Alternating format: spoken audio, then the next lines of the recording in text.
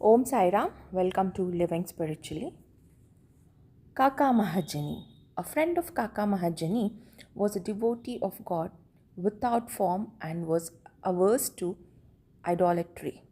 Out of curiosity, he agreed to go to Shirdi with Kaka Mahajani on two conditions: that he would neither bow to Baba nor pay him any dakshina. Kaka agreed to these conditions and they both left Bombay on a Saturday night and reached Shirdi the next morning. As soon as their feet touched the steps of the masjid, Baba, looking at the friend from a distance, addressed him with sweet words. Oh, welcome, sir. The voice in which he said these words was a very peculiar one. It resembled the voice of the friend's father.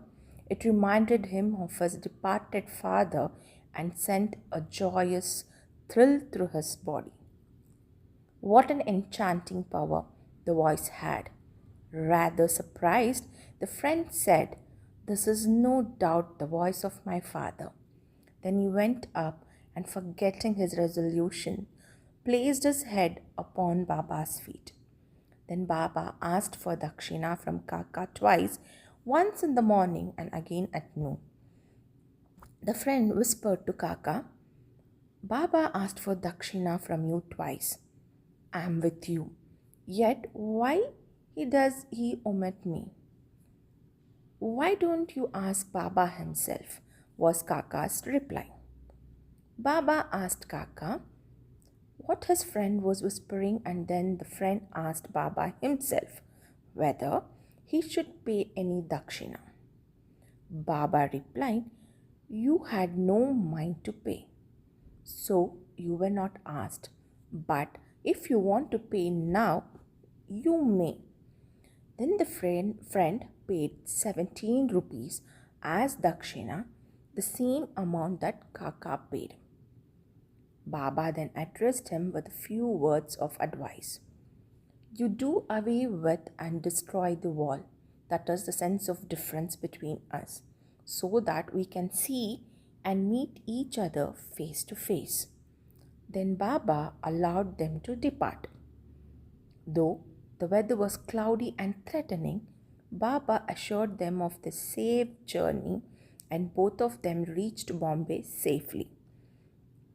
When he reached home and opened the door and windows of his house, he found two sparrows had fallen dead on the floor and one flew out through a window.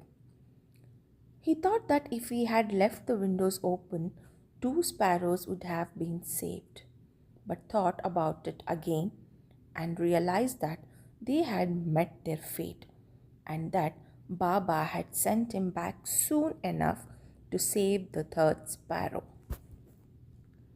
Another story of Kaka Mahajani's boss.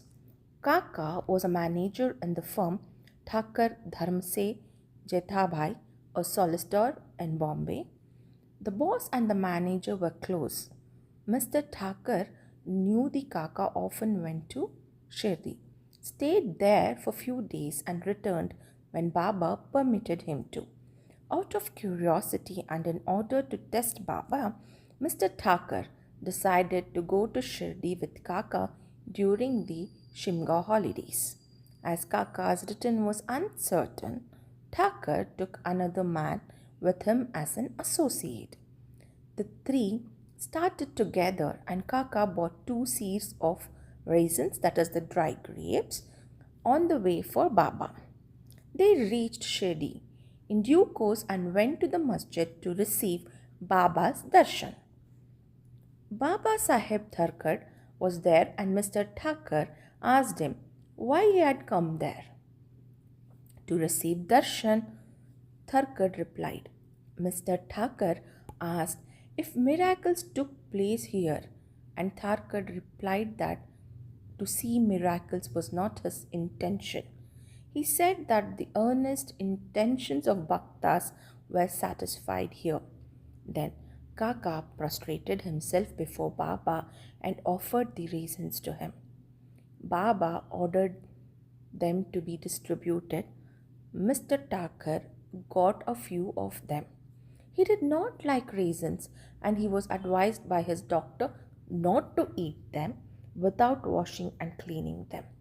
So he was in a fix. He did not want to eat them, or could he reject them? To keep up formalities, he put them into his mouth but did not know what to do with the seeds. He could not spit them out onto the floor of the masjid, so he pocketed them against his wishes. He then thought that if Baba was a saint, how could he be ignorant of his dislike for the reasons, and why would he force them on him? When this thought arose in his mind, Baba again gave him some reasons. He did not want to eat them but held on to them. Then Baba asked him to eat them. He obeyed and found to his surprise that they were all seedless. He wanted to see miracles, and here was one. He knew that Baba had read his thought and, as per his wishes, converted raisins with seeds into the seedless ones. What wonderful power! To test Baba further, he asked Tharkar, who was sitting nearby and also had raisins, "What kind of grapes have you got?" Tharkar replied, "The variety with seeds." Mr. Thakur was again surprised to hear this. Then, to confirm his growing faith, Thakur thought that if Baba was a real saint, the raisin should now be given to Kaka first. Reading his thoughts again, Baba ordered that the distribution of raisins should be commenced from Kaka. This proof was sufficient for Thakur. Then Shama introduced Mr. Thakur as Kaka's boss, and upon which Baba said, "How could he be Kaka's boss? Kaka has got a different boss altogether." Kaka appreciated this reply. Forgetting his resolve, Thakur bowed before Baba and returned to Wada. After the noon arti was over, they all went to masjid to take Baba's leave for their departure. Shama spoke for them, and Baba then spoke as follows. There was a fickle-minded gentleman. He had health and wealth and was free from both physical and mental afflictions, but he took on needless anxieties and burdens and wandered here and there, thus losing his peace of mind. Sometimes he dropped these burdens and at other times carried them again. His mind knew no steadiness.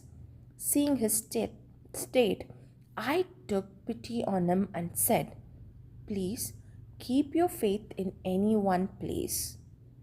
Why roam like this?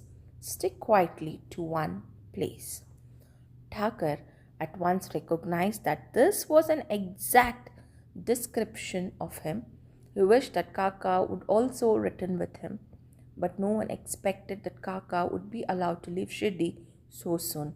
Baba read this thought too and permitted Kaka to return with his boss. Thus, Thakur got more proof of Baba's omniscience. Then Baba asked Kaka for 15 rupees as dakshina and received it. Baba then said to Kaka, "If I take 1 rupee as dakshina from anybody, I have to return it tenfold to him. I never take things gratis. I never ask anyone indiscriminately. I only ask and take from him whom the fakir points out. If anyone is indebted formally to the fakir, money is received from him. The donor gives and sows seeds, only to reap a rich harvest in the future. Wealth should be the means to work out dharma. If it is used for personal enjoyment, it is wasted. Unless you have given it before, you do not get it now. So the best way to receive is to give. The giving of dakshina advances vairagya and thereby bhakti and gnana. Give one and receive tenfold." On hearing these words, Mr. Thakur gave Baba 15 rupees as dakshina, forgetting his resolve not to do so. He felt he had done well in coming to Shirdi, as all his doubts were solved and had learned so much. Baba's skill in handling such cases was unique. Though he did all these things, he was totally detached from them, whether anybody bowed to him or not, or whether anybody gave him dakshina or not, it was the same to him. He never disrespected anyone. He felt no pleasure because he was worshipped and no pain because he was disregarded. He transcended the pairs of opposites, pleasure and pain. Om Sai Ram, Om Satchidananda Sadguru, Sainath Maharaj Ki Jai.